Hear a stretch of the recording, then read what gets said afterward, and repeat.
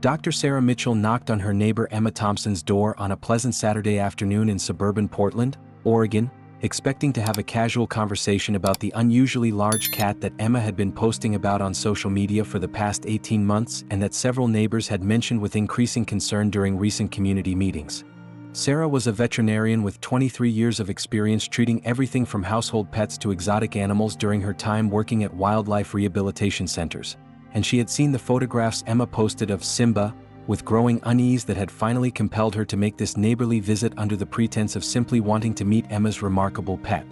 Emma answered the door with a bright smile and genuine enthusiasm, clearly delighted that her neighbor was finally showing interest in the animal she considered her beloved companion and surrogate child, and she stepped aside to welcome Sarah into her home with the kind of innocent hospitality that suggested she had absolutely no awareness of the danger she had been living with for a year and a half. Sarah stepped through the doorway into Emma's living room and her entire body froze in a reaction of pure instinctive terror that overrode her professional training and decades of experience working with dangerous animals, because what she saw resting on the couch in the afternoon sunlight streaming through the bay window was not a cat of any breed or size but an unmistakable fully grown male African lion weighing approximately 80 kilograms with the beginning of an impressive mane developing around his massive head and shoulders. The animal looked up at Sarah's entrance with calm amber eyes that assessed her presence without apparent hostility but also without any of the submissive or anxious behaviors that domestic cats typically displayed when strangers entered their territory, and his body language communicated the confident relaxation of an apex predator who had no reason to feel threatened by anything in his environment because he was the most dangerous creature in any room he occupied. Sarah's mind struggled to process what she was seeing and reconcile it with the impossible reality that her neighbor Emma had apparently been living for 18 months with a wild African lion in a suburban house and had somehow failed to recognize that the animal she thought was an unusually large domestic cat was actually one of the most dangerous predators on Earth. Her veterinary training kicked in after the initial shock wore off enough to allow rational thought, and she began rapidly cataloging the physical characteristics that made identification unmistakable. The massive size that no domestic cat breed could achieve, the facial structure with its broad muzzle and powerful jaw muscles designed for crushing bone, the enormous paws with retractable claws that were clearly visible and that were each larger than Sarah's hand, the distinctive tawny coat color and texture that was completely unlike any domestic cat fur, the tail with its characteristic black tuft at the end, and most importantly the developing mane that was absolutely diagnostic of a male lion approaching sexual maturity around 2 years of age. The animal looked up at Sarah's entrance with calm amber eyes that assessed her presence without apparent hostility but also without any of the submissive or anxious behaviors that domestic cats typically displayed when strangers entered their territory, and his body language communicated the confident relaxation of an apex predator who had no reason to feel threatened by anything in his environment because he was the most dangerous creature in any room he occupied. Emma noticed Sarah's frozen posture and the expression of horror on her face, and she misinterpreted these signals as amazement or perhaps jealousy regarding Simba's remarkable size and beauty, completely missing the actual cause of Sarah's distress because Emma's brain had apparently created such a powerful cognitive framework around the belief that Simba was a cat that contradictory evidence could not penetrate the delusion she had built over 18 months of daily interaction. Emma moved happily toward the couch where Simba rested and placed her hand affectionately on his massive head in a gesture of proprietorship and love, and the lion responded by making a deep rumbling sound that Emma had apparently interpreted as purring but that Sarah immediately recognized as the low-frequency vocalization that male lions produced when content or relaxed, a sound that was fundamentally different from any noise a domestic cat could make. Sarah found her voice after what felt like an eternity but was probably only 10 or 15 seconds of stunned silence, and she spoke very carefully in the kind of slow measured tone that people use when trying not to trigger panic in dangerous situations where sudden movements or loud sounds might provoke aggressive responses from predators. "Emma," she said, keeping her eyes on the lion while speaking as calmly as she could manage despite her racing heart and the adrenaline flooding her system. "I need you to very carefully step away from that animal and come stand next to me near the door. Don't make any sudden movements and don't run, just walk slowly and calmly." Emma laughed with genuine amusement at what she interpreted as Sarah being nervous around large cats, and she responded with the kind of dismissive confidence that only complete ignorance could produce. "Don't be silly, Simba is completely gentle, he wouldn't hurt anyone, he's been the perfect pet since I found him as a kitten." Sarah realized in that moment that Emma genuinely did not understand what she was living with, that somehow through a combination of gradual habituation and cognitive bias and simple lack of knowledge about wild animals, Emma had convinced herself that the 80-kilogram male lion in her living room was nothing more than an unusually large domestic cat, and that any attempt to convince her otherwise would need to be approached very carefully to avoid triggering defensive reactions or denial that could make the situation even more dangerous than it already was. Sarah found her voice after what felt like an eternity but was probably only 10 or 15 seconds of stunned silence, and she spoke very carefully in the kind of slow measured tone that people use when trying not to trigger panic in dangerous situations where sudden movements or loud sounds might provoke aggressive responses from predators. "Emma," she said, keeping her eyes on the lion while speaking as calmly as she could manage despite her racing heart and the adrenaline flooding her system. "I need you to very carefully step away from that animal and come stand next to me near the door." Sarah took a deep breath and spoke with all the professional authority she could muster while still maintaining the calm tone necessary to avoid startling the lion. "Emma, I need you to listen to me very carefully because this is extremely important. That animal is not a cat. That is a lion. A real African lion. Panthera leo. A wild animal that is illegal to keep as a pet in Oregon and that is extremely dangerous regardless of how gentle he may have seemed during the time you've had him."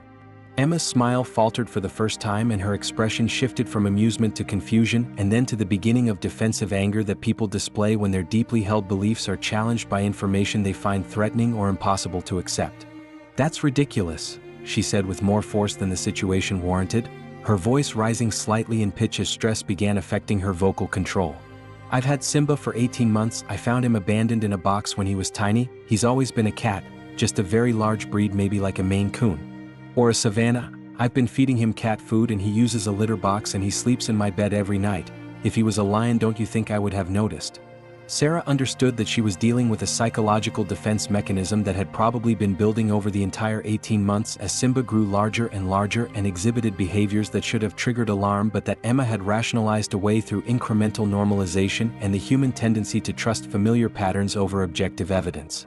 Sarah took a deep breath and spoke with all the professional authority she could muster while still maintaining the calm tone necessary to avoid startling the lion. "Emma, I need you to listen to me very carefully because this is extremely important. That animal is not a cat. That is a lion. A real African lion. Panthera leo." She needed to break through that defensive barrier quickly because every moment they spent in this house with an adult male lion represented serious risk not just to Emma but to Sarah herself and potentially to the entire neighborhood if the animal ever escaped from the house and began roaming suburban streets where children and pets were vulnerable. "Emma," Sarah said, using her neighbor's name to create personal connection and make her message harder to dismiss. "I am a licensed veterinarian with over 20 years of experience including 5 years working with big cats at wildlife rehabilitation facilities. I have personally treated lions and tigers and leopards. I know exactly what I'm looking at, and I am telling you with absolute certainty that Simba is not a cat, he is a lion, and we need to call animal control and wildlife authorities immediately before someone gets seriously hurt." The mention of authorities and the implicit threat that Emma might lose Simba triggered exactly the kind of protective panic that Sarah had been trying to avoid, and Emma's body language shifted from defensive to actively hostile as she positioned herself between Sarah and Simba in a maternal protective stance that suggested she was prepared to physically prevent anyone from taking her pet regardless of what danger that created. "You're not taking him away from me," Emma said with fierce determination that overrode any rational assessment of the situation. "He's my baby, I raised him from a kitten, he's never hurt anyone, he's gentle and loving and I don't care what you say he is, he's staying here with me where he belongs." Simba, responding to the emotional intensity in Emma's voice and perhaps to the tension he could sense in the room, rose from the couch and moved toward Emma with the kind of powerful fluid grace that only big cats possessed. And Sarah found herself taking an involuntary step backward toward the door as 80 kilograms of apex predator positioned itself next to Emma with clear intent to support whatever she wanted to do in this confrontation. She needed to break through that defensive barrier quickly because every moment they spent in this house with an adult male lion represented serious risk not just to Emma but to Sarah herself and potentially to the entire neighborhood if the animal ever escaped from the house and began roaming suburban streets where children and pets were vulnerable. "Emma," Sarah said, using her neighbor's name to create personal connection and make her message harder to dismiss. "I am a licensed veterinarian with over 20 years of experience including 5 years working with big cats at wildlife rehabilitation facilities. I have personally treated lions and tigers and leopards. Every subscription helps us share more incredible true tales that challenge our understanding of human psychology and animal behavior, that prove our perceptions can be shaped by what we want to believe rather than by objective reality, and that demonstrate how easily we can find ourselves in situations that are far more dangerous than we recognize because we have slowly adapted to threats through incremental exposure rather than experiencing them all at once in ways that would trigger appropriate alarm responses. These stories matter because they remind us to question our assumptions and to remain open to information that contradicts our comfortable beliefs, because sometimes the difference between safety and catastrophe is simply the willingness to see what is actually in front of us rather than what we have convinced ourselves must be true. To understand how Emma Thompson, a 32-year-old accountant living in suburban Portland with no particular expertise in animals beyond having owned a few domestic cats during her childhood, found herself in the impossible situation of having raised a lion to near adulthood while believing she was simply caring for an unusually large cat, one must go back 18 months to the evening when her life took a turn toward the extraordinary in ways she could never have anticipated. Emma had been returning home from her office job at a local accounting firm, driving her usual route through the residential neighborhoods that connected the commercial district where she worked to the quiet tree-lined street where she had lived alone for the past 5 years since moving to Portland for career opportunities. She was tired from a long day of tax preparation work during the stressful period leading up to filing deadlines, and she was looking forward to a quiet evening at home with dinner and television and the kind of peaceful solitude that people who live alone often cherish after spending 8 hours surrounded by co-workers and clients. As she drove past a small park that marked the boundary between commercial and residential zones, Emma heard sounds coming from near the roadside that caught her attention despite her exhaustion and desire to get home. The sounds were high-pitched and distressed, the kind of crying that infant animals produce when they are alone and frightened and calling for their mothers, and Emma felt the immediate instinctive response that most humans experience when hearing young creatures in distress, a response that evolution has hardwired into our brains because caring for vulnerable young has been essential to human survival throughout our species' history. She pulled her car over to the curb and got out to investigate, following the sounds to a cardboard box that had been left near a park bench about 20 meters from the road, and when she opened the box she found a tiny animal that she immediately identified as a kitten based on the fuzzy coat and small size and the high-pitched mewing sounds it was making. The animal was probably only 6 or 7 weeks old based on Emma's limited experience with kittens, small enough to fit comfortably in her 2 hands, with tawny golden brown fur and striking blue eyes that would later change to amber as the animal matured, and with oversized paws that Emma interpreted as indicating the kitten would probably grow into a large cat but that were actually the diagnostic clue she completely missed about the animal's true species identity. The kitten was thin and dehydrated and clearly had been abandoned for at least several hours based on its distressed condition, and Emma felt immediate compassion and determination to rescue this helpless creature from what would otherwise be certain death from exposure or predation if it remained in the box overnight. She carefully picked up the kitten and carried it back to her car, never noticing the subtle differences in facial structure and ear shape and tail characteristics that would have been obvious to anyone with wildlife knowledge but that were invisible to someone who had only known domestic cats and who had no reason to question the assumption that a small fuzzy animal making kitten-like sounds must be a kitten. Emma took her new pet home and immediately began providing the kind of care she thought was appropriate based on her limited experience with cats, setting up a corner of her bedroom with a cardboard box lined with towels to serve as a bed, filling a shallow dish with water, and making an emergency trip to the local pet store to buy kitten formula and bottles for feeding since the animal was clearly too young to eat solid food.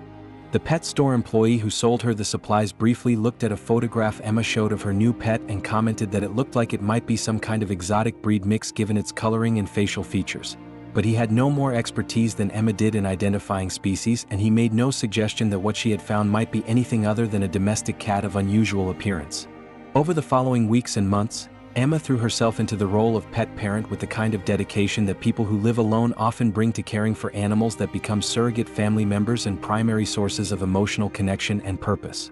She fed Simba, the name she had chosen during his first night in her home, every few hours around the clock during those early weeks when he needed frequent bottle feeding, waking up at 2-hour intervals throughout the night to provide nourishment that kept him alive and growing at rates she thought were normal but that were actually following the accelerated growth trajectory of a lion cub rather than a domestic kitten.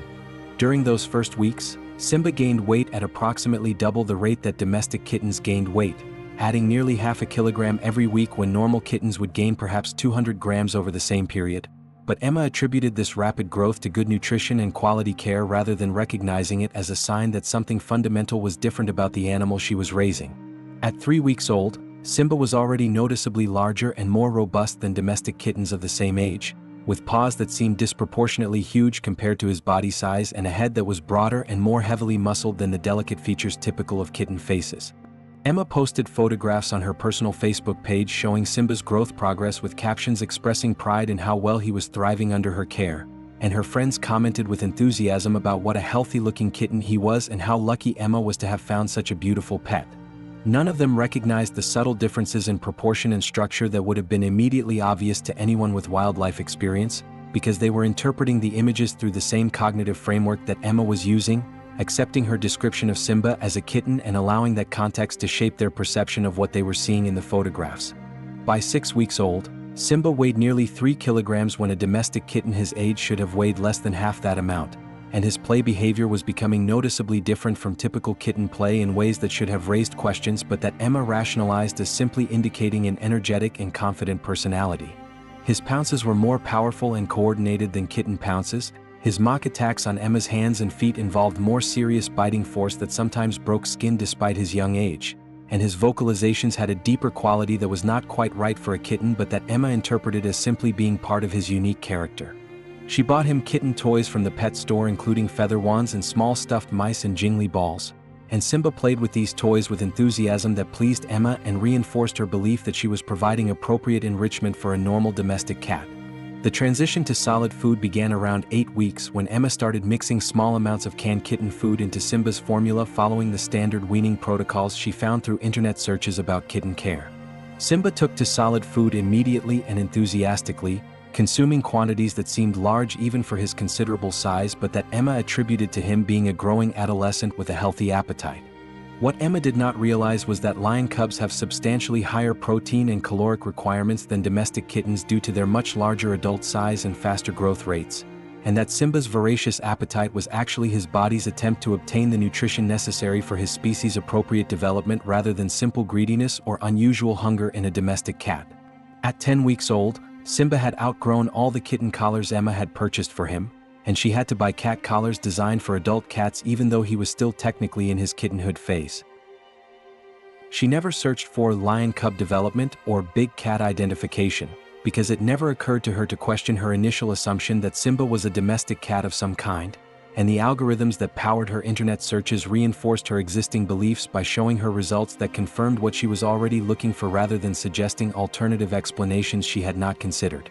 She took him to a local veterinarian for what she thought were standard kitten vaccinations when he was about 3 months old and weighed nearly 8 kilograms, but she chose a newly graduated veterinarian at a budget clinic who had minimal experience and who accepted Emma's description of Simba as a domestic cat without conducting the kind of thorough physical examination that a more experienced professional would have performed. The clinic was overwhelmed with appointments that day due to several staff members being out sick, and the young veterinarian was running nearly 2 hours behind schedule and trying to see as many patients as quickly as possible to avoid forcing people to wait even longer than they already had.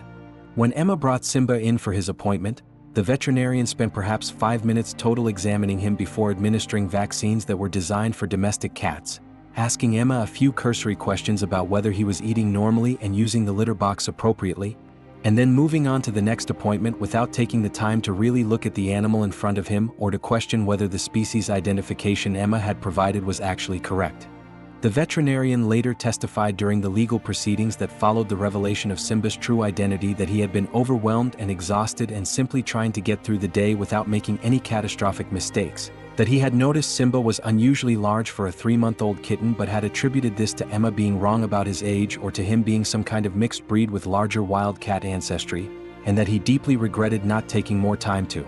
examine Simba properly because a more thorough assessment would have revealed physical characteristics that were clearly inconsistent with any domestic cat breed. The vaccines that were administered were designed for domestic cats and contained antigens and adjuvants in concentrations appropriate for small felids, and there was legitimate concern among wildlife veterinarians who later reviewed the case that these inappropriate vaccines could have potentially caused adverse reactions or health problems in a lion cub, though fortunately Simba showed no obvious negative effects from receiving them. That veterinarian later testified during the legal proceedings that followed the revelation of Simba's true identity that he had been overwhelmed and behind schedule on the day of Simba's appointment, that he had given the animal only a cursory examination while administering vaccines that were designed for domestic cats and that could have potentially been harmful to a lion cub, and that he had noticed some unusual features but had attributed them to Simba being a mixed breed or exotic domestic cat breed rather than questioning whether the animal might actually be a wild species. The veterinarian's failure to identify Simba correctly represented a critical missed opportunity for intervention before the situation became more dangerous and more legally complicated, and it reinforced Emma's belief that she was simply raising an unusually large domestic cat rather than harboring an illegal wild animal that would eventually pose serious threats to herself and her community. As Simba grew through his first year with Emma, the signs that he was not a domestic cat became increasingly obvious to any objective observer but remained invisible to Emma herself because of the psychological phenomenon called normalcy bias, where people interpret evidence to fit their existing beliefs rather than updating their beliefs to match new evidence. At 6 months old, Simba weighed approximately 25 kilograms, which was far beyond the range of even the largest domestic cat breeds like Maine Coons, which typically maxed out at around 10 or 11 kilograms. Emma rationalized this enormous size by telling herself and others that Simba must be a mixed breed with some kind of large wild cat hybrid like Savannah cats, which were bred from domestic cats and African servals, never realizing that even Savannah cats did not reach anywhere near Simba's size and that his growth trajectory was following the typical pattern of male lions rather than any domestic or hybrid cat breed. During this period, Emma's social media presence centered almost entirely around Simba and his remarkable growth, with multiple posts each week documenting his size increases and unusual behaviors that she framed as endearing quirks rather than warning signs of his true species. At 7 months, she posted a video of Simba playing with a cat toy that showed him completely destroying the toy with a level of force that no domestic cat could produce, his powerful jaws crushing the plastic and fabric as if they were made of paper, and the video went viral with over 200,000 views as people shared it with comments expressing amazement at his strength and size. Emma responded to these comments with pride and affection, explaining that Simba was just a very big boy with lots of energy, and reassuring concerned commenters that he was completely gentle despite his size and wouldn't hurt a fly.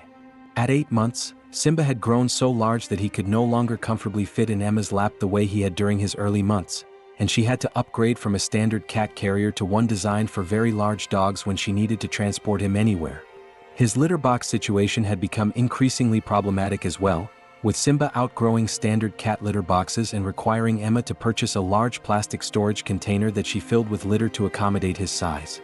Emma posted humorous social media content about these adaptations, joking about having the world's biggest house cat and sharing photographs that showed the massive litter box taking up a significant portion of her bathroom floor. And her followers found these posts entertaining and charming rather than alarming because Emma's framing of the situation normalized what should have been obvious red flags. The neighbors began expressing concerns around this time, though most of them did so indirectly through conversations with each other rather than confronting Emma directly about the increasingly large animal they could occasionally see through her windows or hear making unusual sounds from inside her house.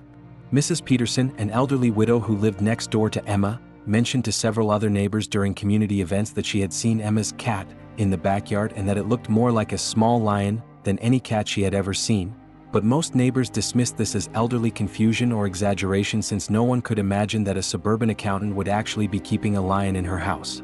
Another neighbor, Mark Chin, who lived across the street and who had a background in biology though not specifically in zoology, became increasingly suspicious about Simba after seeing him through Emma's living room window during evening walks with his dog, and he mentioned to his wife several times that something seemed off about Emma's pet but could never quite articulate what was bothering him beyond a vague sense that the proportions and movements were wrong for a domestic cat. The resulting photographs were stunning and showed Simba's leonine features in sharp detail that should have made his true species obvious to anyone looking at the images with informed eyes, but Emma posted them with captions about her beautiful boy and her gentle giant that framed the interpretation in ways that prevented most viewers from seeing what was actually there in front of them. At 12 months, Simba weighed 45 kilograms and was developing the characteristic facial structure and body proportions of an adolescent male lion, with a broader muzzle and more powerful jaw muscles and longer legs relative to body size than any domestic cat possessed. His paws had grown to the size of Emma's palms, with claws that were thick and sharply curved and that could not fully retract the way domestic cat claws did, leaving them visible even when he was resting and creating scratches on Emma's hardwood floors that were deep gouges rather than the superficial marks that domestic cat claws would produce. His tail had developed the distinctive black tuft at the end that was diagnostic of lions and that was completely absent in domestic cats, and his face had lost the kitten-like roundness and developed the more angular mature structure that characterized adult lions preparing to develop their manes. At 12 months, Simba weighed 45 kilograms and was developing the characteristic facial structure and body proportions of an adolescent male lion, with a broader muzzle and more powerful jaw muscles and longer legs relative to body size than any domestic cat possessed. His paws had grown to the size of Emma's palms, with claws that were thick and sharply curved and that could not fully retract the way domestic cat claws did, and his tail had developed the distinctive black tuft at the end that was diagnostic of lions and that was completely absent in domestic cats. The turning point that should have shattered Emma's delusion came when Simba was approximately 14 months old and he produced his first proper roar, the kind of deep, powerful vocalization that adult male lions use to announce their presence and claim territory, and that is completely unmistakable to anyone who has ever heard it, whether through documentary footage or in-person experience at zoos or wildlife parks. The sound was so loud and resonant that it vibrated the windows of Emma's house and triggered car alarms in her driveway and brought concerned neighbors running to see what kind of disturbance or emergency was occurring.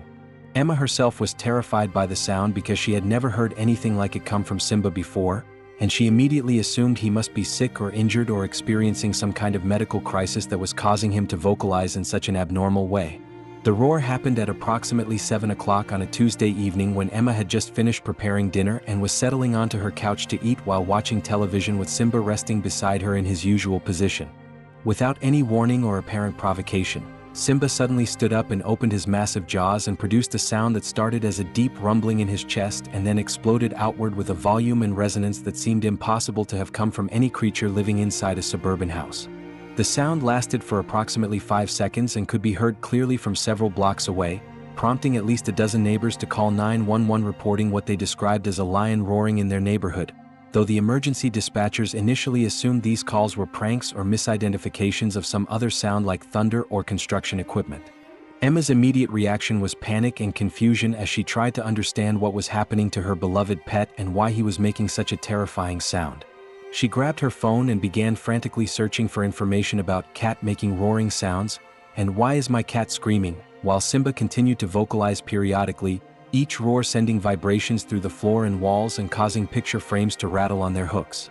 Emma's searches returned results about cats in heat or cats experiencing medical distress, and she convinced herself that Simba must be sick with some kind of throat infection or respiratory problem that was causing the abnormal vocalizations, never considering that the sounds were actually completely normal for a male lion approaching sexual maturity and beginning to develop the territorial behaviors that would characterize his adult life.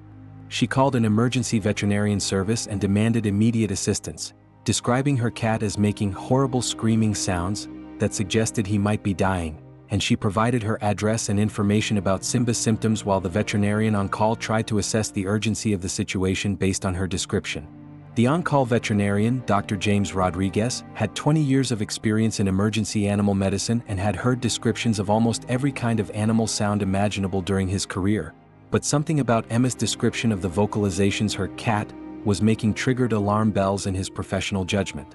He asked Emma several clarifying questions about Simba's size and age and breed, and when Emma described him as weighing about 80 kilograms and being maybe some kind of exotic breed mix, Dr. Rodriguez experienced a moment of horrified realization about what he was probably being called to examine.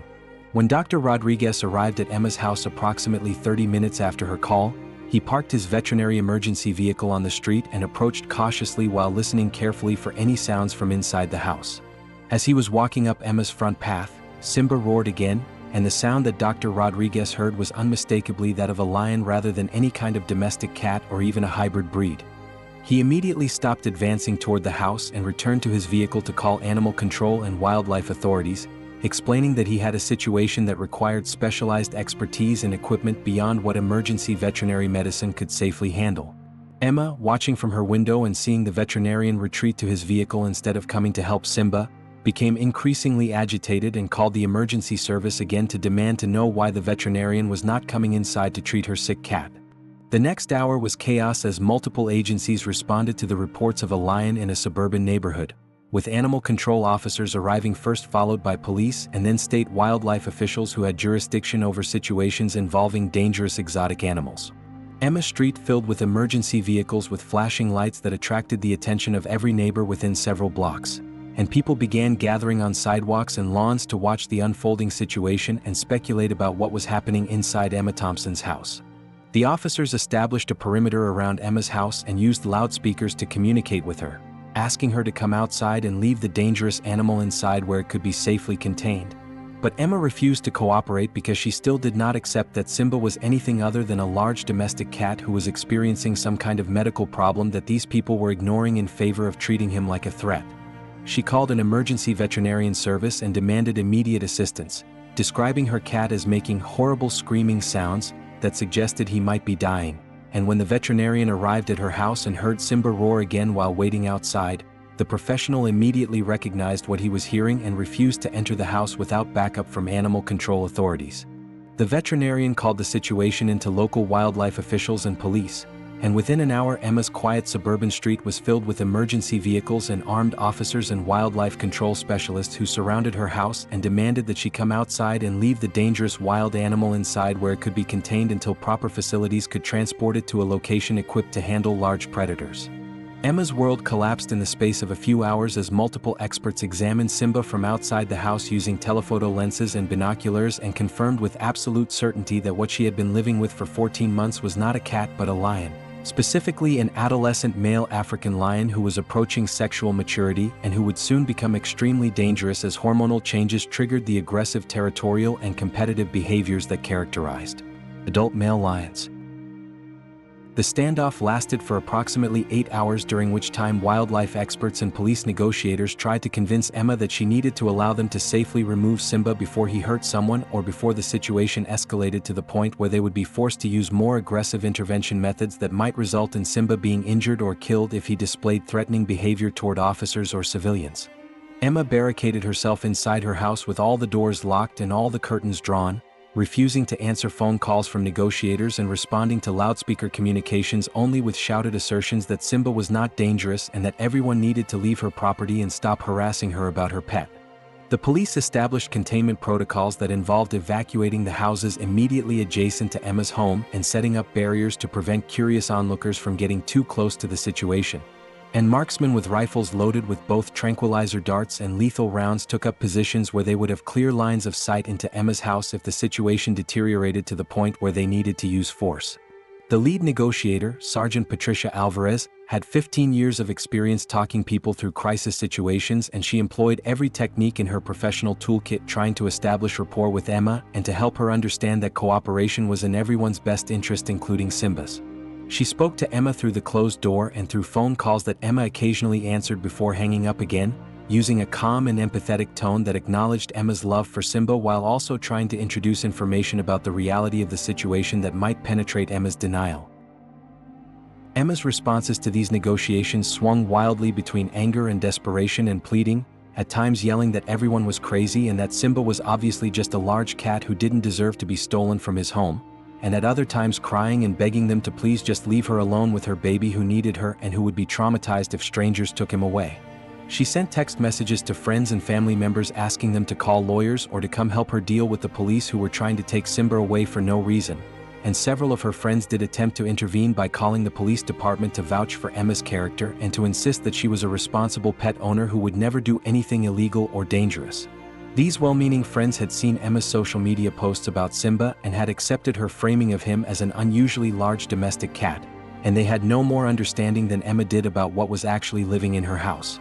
The crisis reached a critical point around midnight when Simba began roaring repeatedly in what wildlife experts recognized as territorial behavior and increasing agitation from the stress of the unusual situation and the presence of so many people surrounding the house. The roars were loud enough that they could be clearly heard by everyone in the containment perimeter, and they provided undeniable auditory evidence to everyone present that what was inside Emma's house was definitely not a domestic cat of any kind. The police commander in charge of the operation, Captain Michael Torres, made the decision that they could not allow the situation to continue into another day because the risk of Simba escaping or becoming aggressive was too high, and he authorized the negotiators to give Emma a final ultimatum. Either she voluntarily opened her door and allowed wildlife officers to tranquilize and remove Simba within the next hour, or they would forcibly enter the house using whatever means necessary, and Emma would be arrested and charged with obstruction in addition to the wildlife violations.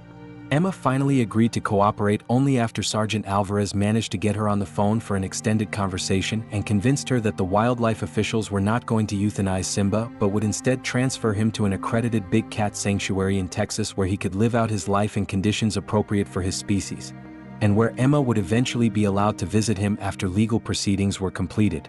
The promise that Simba would not be killed and that Emma might be able to maintain some kind of relationship with him was the only thing that finally broke through her defensive denial, and she agreed to allow the wildlife officers to enter her house and sedate Simba for transport, though she insisted on being present during the entire process to ensure that they treated him gently and did not cause him any unnecessary distress or pain. The scene of Emma saying goodbye to Simba as he lay sedated on her living room floor waiting to be loaded into a specialized transport vehicle became one of the most emotionally powerful moments captured by the news media who had gathered outside her house to document what had become a major local and then national story. Emma was crying and stroking Simba's massive head and telling him over and over that she loved him and that this was not goodbye forever but just a temporary separation until she could figure out some legal way to get him back. And Simba in his sedated state made soft rumbling sounds that even in unconsciousness communicated his bond with the woman who had raised him from a cub. The wildlife officials who witnessed that goodbye later reported that it was one of the most difficult animal removals they had ever conducted because Emma's love for Simba was so obviously genuine and because Simba's attachment to Emma was equally clear despite the fact that their relationship was biologically inappropriate and legally impossible to maintain.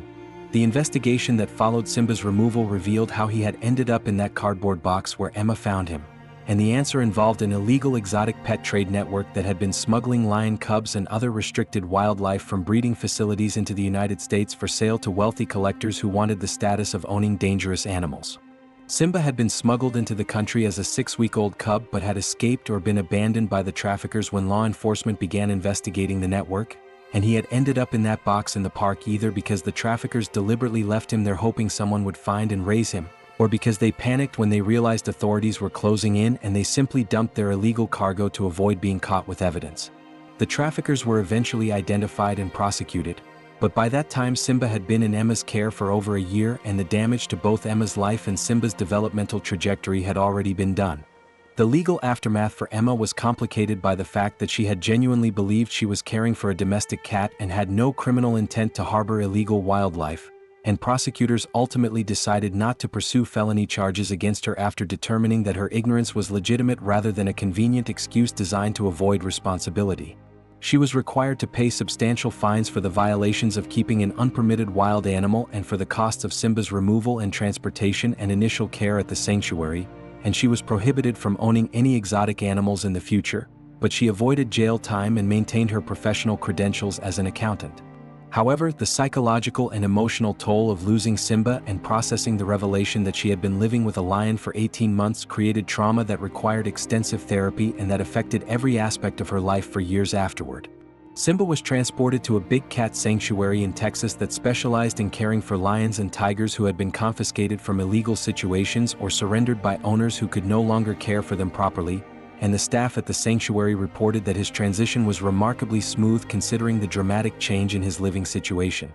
He adapted quickly to living in a large outdoor enclosure rather than in a suburban house, and he learned to interact with other lions in ways that suggested his instincts and social behaviors had not been permanently damaged by his unusual upbringing with a human who thought he was a cat. The sanctuary staff noted that Simba showed some unusual behaviors that were clearly learned from Emma, including a tendency to seek out physical contact and affection from humans in ways that wild-born lions typically would not, and a complete lack of fear around people that made him inappropriate for any kind of release or rewilding program, but that also made him an excellent educational ambassador animal for the sanctuary's public programs. Emma was eventually allowed to visit Simba at the sanctuary after a waiting period of 6 months during which both she and Simba underwent evaluation to ensure that renewed contact would not be harmful to either of them. And that reunion was documented by sanctuary staff who observed that Simba immediately recognized Emma despite the time separation and displayed obvious excitement and affection toward her in ways that confirmed their bond had survived the separation. Emma visited Simba regularly over the following years, making the long drive from Portland to Texas several times each year to spend time with the animal she still considered her baby, even though she now understood intellectually what he actually was and why their original living situation had been impossible and dangerous. She became an advocate for stronger regulations on exotic pet trade and for better public education about wildlife identification, using her story as a cautionary tale about how easily people can find themselves in situations they never intended through a combination of good intentions and inadequate knowledge. The psychological analysis that Emma underwent as part of her legal proceedings and therapy revealed fascinating insights into how her misidentification of Simba had persisted for so long despite mounting evidence that should have corrected her perception. The therapists and researchers who studied her case identified several cognitive biases and psychological mechanisms that had worked together to maintain her delusion, including confirmation bias, where she interpreted all of Simba's behaviors through the lens of her initial assumption that he was a cat; normalcy bias, where she adjusted her expectations about what was normal to accommodate Simba's growing size rather than questioning whether her initial identification had been wrong; and motivated reasoning, where her emotional attachment to Simba created unconscious pressure to maintain beliefs that allowed her to keep him rather than acknowledging truths that would require giving him up. One particularly interesting finding was that Emma had actually Googled, "Why is my cat so big?" and "abnormally large cat breeds" multiple times during the months when Simba was growing far beyond normal cat size, and she had read articles about Savannah cats and Maine Coons that mentioned maximum sizes that were still far below Simba's actual weight. But her brain had simply filtered out the discrepancies and focused on information that confirmed her belief that Simba was just an unusually large domestic cat. This selective attention and information processing demonstrated how powerful motivated reasoning can be in shaping our perceptions and how difficult it can be to recognize truths that conflict with our emotional needs or existing belief structures. Dr. Sarah Mitchell, the veterinarian neighbor whose visit had finally forced the situation into the open, later reflected on the case in interviews for veterinary journals and wildlife management publications, and she identified several lessons that professionals could learn from Emma's experience. She emphasized the importance of thorough physical examinations rather than simply accepting client descriptions of their animals, the need for better public education about wildlife identification so that people could recognize dangerous animals before taking them into their homes, and the value of remaining alert to unusual situations that might indicate illegal wildlife trade or other problems requiring intervention.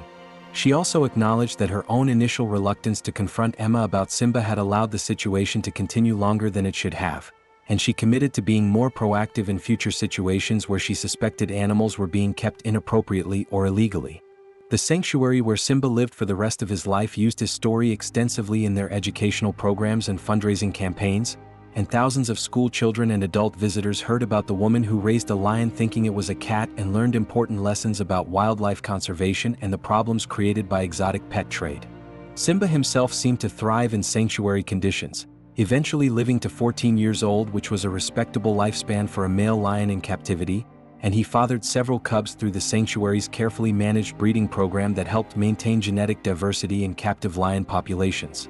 Emma was present at the sanctuary when Simba died peacefully of natural causes, and she was allowed to say goodbye to him one final time, stroking his massive head just as she had during that first night 18 months into their journey together, when veterinarians and wildlife officials had finally made her understand what she had been living with all along. Years after both the initial rescue and Simba's eventual death, Emma wrote a book about her experience titled, "The Lion I Thought Was a Cat: A True Story of Love, Denial, and Impossible Bonds," that became a bestseller and was eventually adapted into a documentary film.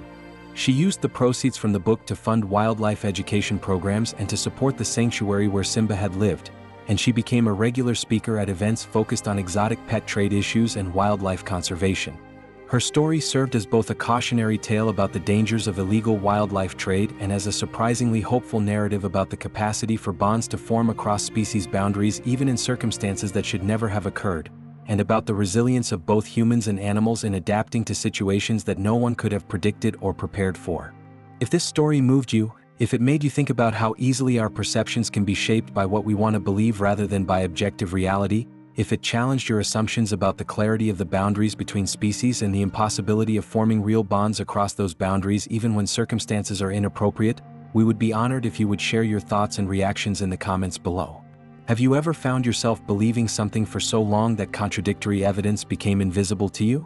Have you ever loved someone or something so completely that rationality seemed less important than maintaining the connection?